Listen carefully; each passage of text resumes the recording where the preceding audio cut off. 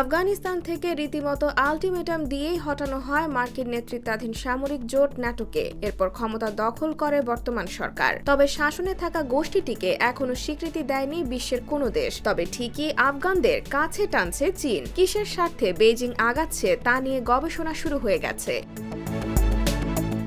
বলা হচ্ছে আফগান মাটিতে থাকা বিপুল খনিজের লোভেই নতুন সরকারের সঙ্গে হাত মিলিয়ে চলতে চাইছে বেইজিং। তুর্কি সংবাদ মাধ্যম টিআরটি ওয়ার্ল্ডের এক প্রতিবেদনে বলা হয়, আফগানিস্তানের মাটির নিচে লুকিয়ে রয়েছে বিপুল পরিমাণ লিথিয়াম। নাসার পরিচালিত এক সমীক্ষায় বলা হয়েছে, আফগানিস্তানে অব্যবহৃত লিথিয়াম খনিগুলোর মূল্য আনুমানিক $1 লাখ কোটি।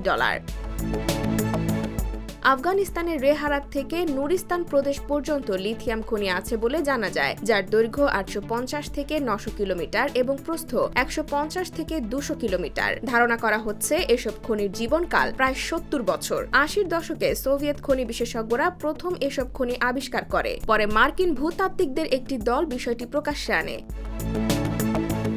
আফগান সংবাদ মাধ্যমের প্রকাশিত প্রতিবেদন অনুযায়ী আফগানিস্তানের গজনি প্রদেশে লিথিয়ামের বিপুল মজুদ এবং ওয়াখান সীমান্ত দিয়ে চীনের সহজে যাতায়াতের সুযোগের কারণে আফগানিস্তানের প্রতি চীনের ব্যাপক আগ্রহ জন্মেছে। বলা হচ্ছে, চীনের গোচিন কোম্পানি প্রাথমিক পর্যায়ে আফগানিস্তানের লিথিয়াম খনিতে $1000 কোটি বিনিয়োগের আগ্রহ প্রকাশ করেছে। 2030 সাল নাগাদ এই খাতে ব্যবসা $40,000 কোটি ছাড়িয়ে যেতে পারে।